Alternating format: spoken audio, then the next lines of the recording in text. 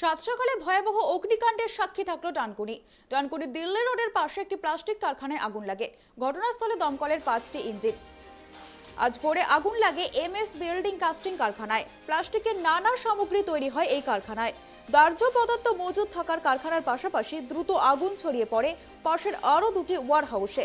ধোঁয়ায় ভরে যায় গোটা এলাকা। ধোঁয়া দেখে তড়িঘড়ি শ্রমিকরা কারখানার বাইরে বেরিয়ে আসেন। খবর যায় দমকলে। ঘটনাস্থলে ছুটে যায় দমকলের 5টি ইঞ্জিন। ঘটনার জেরে ব্যাপক আতঙ্ক ছড়িয়েছে এলাকায়। পরিস্থিতি সামলাতে এলাকায় পৌঁছেছে পুলিশ। ঘটনাস্থলে দমকলের 5টি ইঞ্জিন আগুন নেভানোর কাজ করছে।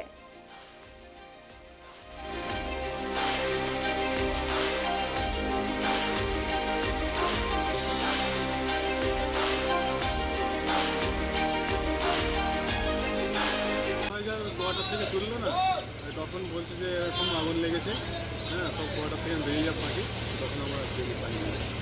প্লাস্টিকের মগ থালা বাটি এসব করে গেছে, বালতি না, এখনো তো চলছে। আমার ভিতরে লেবার কোয়ার্টারে ছিলাম, ওটার সময় যখন উঠি তখন দেখছি খুব ধোঁয়া বেরোচ্ছে। আচ্ছা, আমরা বললো একজন আমাদের সুপারভাইজার বললো যে আমরা সবাই বাইরে যাবো, আমরা সব বাইরে যাবো, ওই জানি ওই আগুন হচ্ছে, নেমে হচ্ছে, গাড়ি আসছে, এটাই দেখছি আমরা।